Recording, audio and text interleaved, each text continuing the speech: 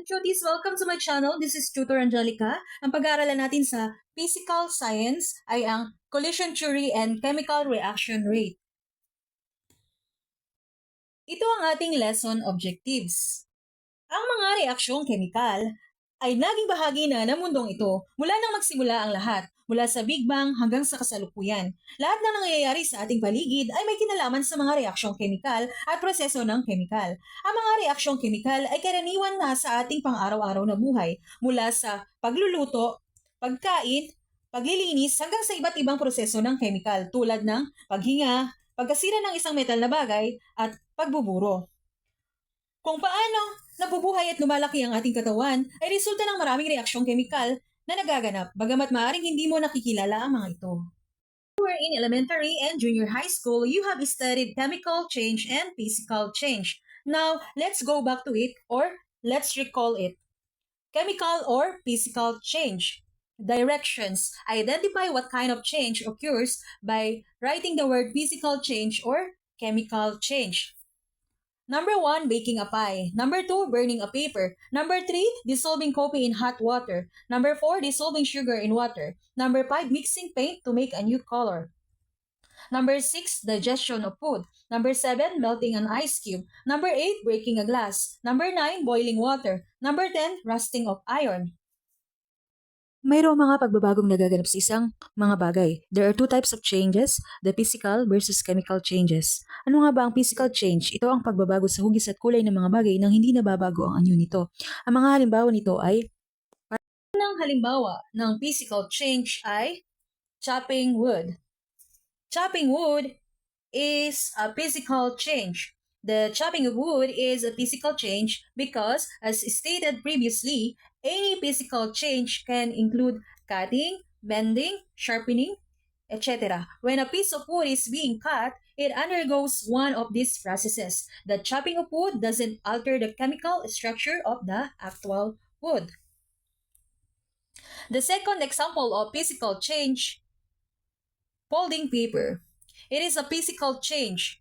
When you fold a paper, its size changes, but the paper itself does not change into another substance. Therefore, folding paper is an example of a physical change.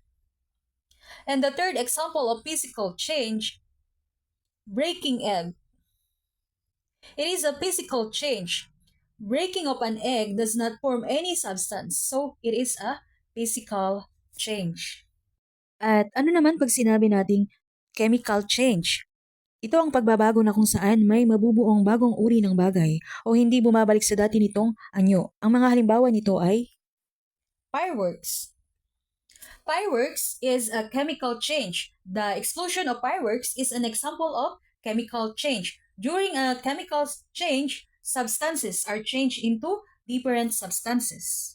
Dalawang example ng chemical change ay frying eggs. Frying eggs, it is a chemical changes. Frying an egg is a chemical reaction. It is an example of an endothermic reaction or one that takes in heat to make the reaction occur. Ang ikatlong example ng chemical change ay ang photosynthesis. Photosynthesis is a chemical change. Photosynthesis, plants use the sun's energy to break carbon dioxide and water molecules and reform them into sugar and oxygen molecules. Since new substances are formed, photosynthesis is a chemical change. Collision theory.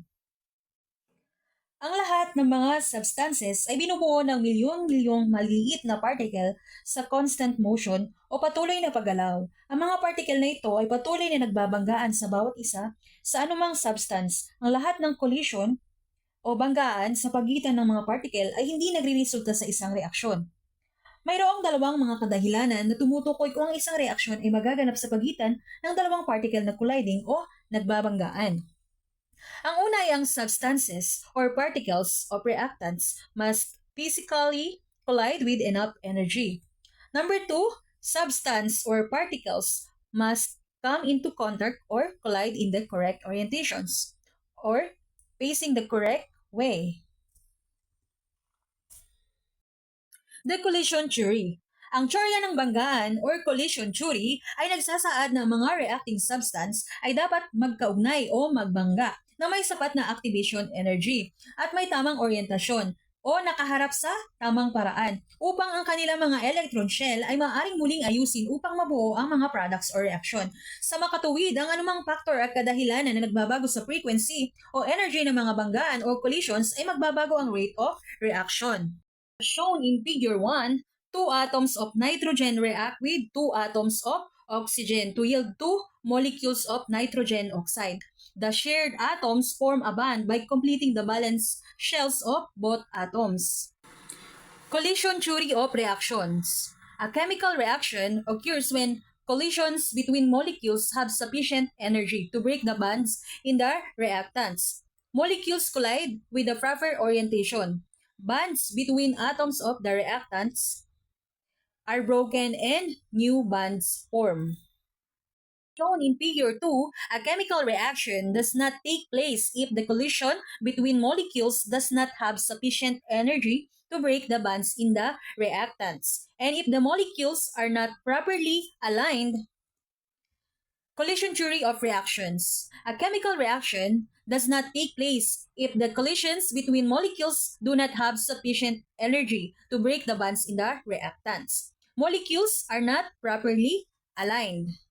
Shown in figures 3 and 4, no reaction can take place between two particles. If they are far apart, to form new bonds, atoms must come in contact with each other and have correct relative orientations so that the correct bonds are broken, atoms transfer to the correct positions. Ano ang chemical reaction? Kapag nagbanggaan ang dalawang particle, minsan ay maaaring mangyari ang isang chemical na reaksyon na nangangahulugan na ang mga bonds sa pagitan ng dalawa o higit pang mga particle ay nasira at nagbago na lumikha ng isa o higit pa mga bagong sangkap. Ang mga substance o particle na pumapasok at nababago sa chemical reaction ay tinatawag na reactants at ang substance na nabubuo ay tinatawag na products. Ang mga reactant na nasa kaliwang bahagi ng equation ay carbon dioxide, tubig at liwanag, habang ang mga produkto sa kanang bahagi ng equation ay asukal at oxygen. Ngunit para sa isang chemical reaction na mangyari na maraming bagay ang dapat mangyari. Number 1, ang particles ay dapat magkaroon ng ugnayan sa iba o mabangga. Number 2, kapag ang mga particle ay nag-collide o nagbanggaan, ang mga particle ay dapat na nakahanay ng tama upang ang mga kanang bahagi ng mga atom o molekula ay malantad. Kung ang mga ito ay hindi nakatuon ng tama, walang reaksyong chemical na magaganap. Number 3, ang mga particle ay dapat na mag-collide o bumangga sa sapat na enerhiya upang masira ang kanilang mga chemical bonds. Ang dami ng energy na dapat magagamit para sa isang reaksyon na mangyari ay madalas na tinutukoy bilang ang activation energy. Ito ay ang sukatan ng pagbabago sa concentration ng mga reactants o products. Ang reaction rate ng isang chemical reaction ay ang pagsukat ng pagtaas ng concentration ng product o ang pagbaba sa concentration of a reactant. Habang ang reaction ay nagpapatuloy na overtime, tandaan na hindi lahat ng reaction ay nangyayari sa parehong bilis. Ang ilan ay napakabagal habang ang iba ay mabilis. Ang rate of reaction ay nakasalalay din sa uri ng mga molecule na nagsasama-sama. Kung mayroong mababang concentration ng isang mahalagang element o compound, ang reaction ay magiging mas mabagal. Kadahilanan o factors na nakakaapekto sa bilis ng reaksyon. Number 1, activation energy. Ang activation energy ay tumutukoy sa pinakamababang energy na kinakailangan para maganap ang isang reaksyon. Kapag ang isang banggaan o collision ay nagbibigay ng energy na katumbas o mas malaki kaysa sa activation energy, ang product ay maaaring mabuo sa kabilang banda kung ang mga particle ay may energy na mas mababa kaysa sa activation energy. Ang banggaan o collision ay hindi epektibo at sila ay nag-bounce o tumalbog lamang sa isa't isa nang hindi nagbabago. Ang figure sa itaas ay nagpapakita ng isang tao na sumusubok na itulak ang isang bato sa ibabaw ng bangin. Para itulak ng tao ang bato, kailangan niya magkaroon ng sapat na energy. Kung ang tao ay walang sapat na energy, ang bato ay hindi lilipat bababa sa talampas o cliff. Ang energy na ito ay kailangan for the man to push the rock over the cliff represent. The activation energy. Maaari ka bang mag-isip ng isa pang halimbawa upang ipakita kung paano gumagana ang activation energy?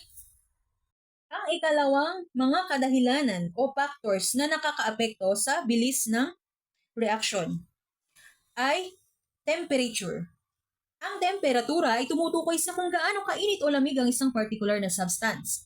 Karaniwang, ang pagtaas ng temperatura ng 10 degrees Celsius ay nagdodoble sa rate ng reaksyon.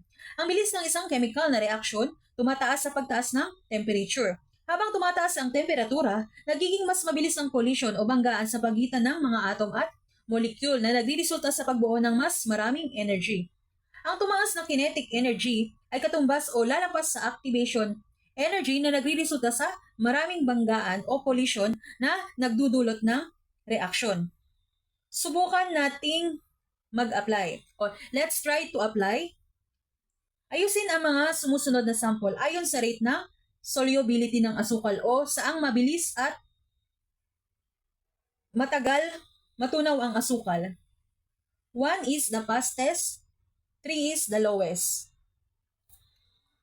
So, ang sagot ay hot water ang una natin.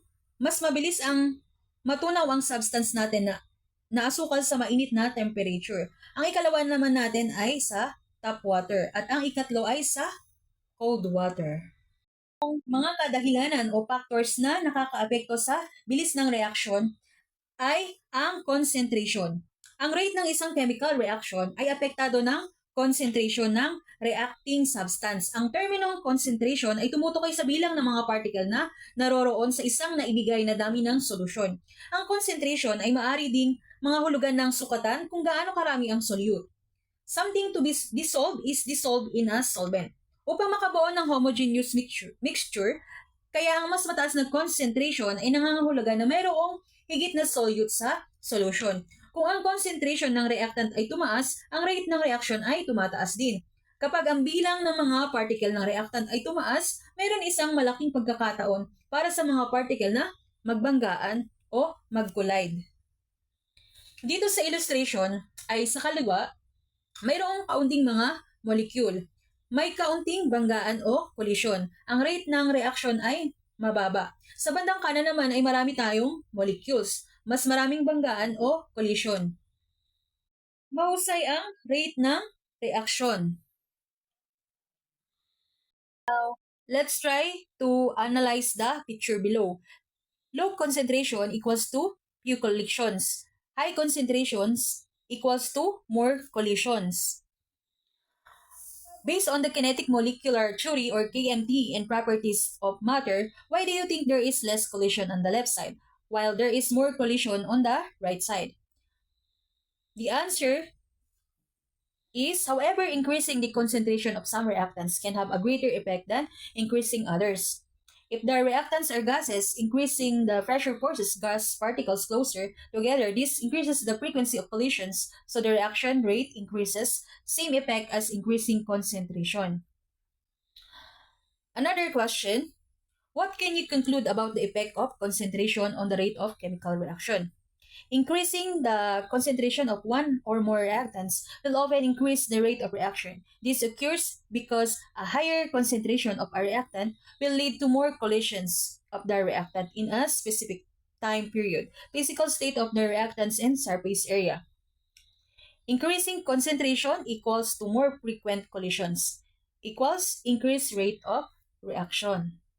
Ang ikaapat na mga kadahilanan o factors na nakakaapekto sa bilis ng reaction ay ang surface area and particle size. Ang surface area ay ang sukat kung gaano kalaki ang nakalantad na lugar ng isang solid na bagay sa mga sphere unit sa isang reaksyon sa pagitan ng isang solid at isang liquid. Kung mas finely ang isang solid, mas mabilis ang rate ng reaksyon. Gayun din habang pinupulbos mo ang isang solid, ang surface area nito ay nagiging mas malaki. Kaya ang mga particle ay mas mataas na may pagkakataon na magbanggaan o mag-colliding. At mas mabilis na reaction ang mangyayari. To understand this further, try to analyze the picture and answer the questions below. Figure 1, low surface area. Figure 2, high surface area. We have 3 reactant particles. Acid particle, water molecule, magnesium atom. How many reactant particles can be seen on figure 1? There are 3 reactant particles. Number 2, which do you think is the solid particle on figure 1?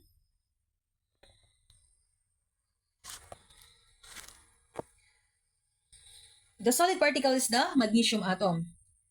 Number 3, what have you observed to the reactant particles in figure 2? The 3 reactants particle are mixed. Number 4, in which container will the solid particle dissolve faster and why? Solid particle dissolve faster in figure 2, high surface area, because large or high surface area means that there is more of the solute surface for the solvent to work on. 1.1 Factors affecting reaction rates. The rate at which reactants are consumed and products are formed during chemical reactions vary greatly. In this part of the module, you will discover how the different factors such as concentration, temperature, and particle size affect the rate of chemical reaction.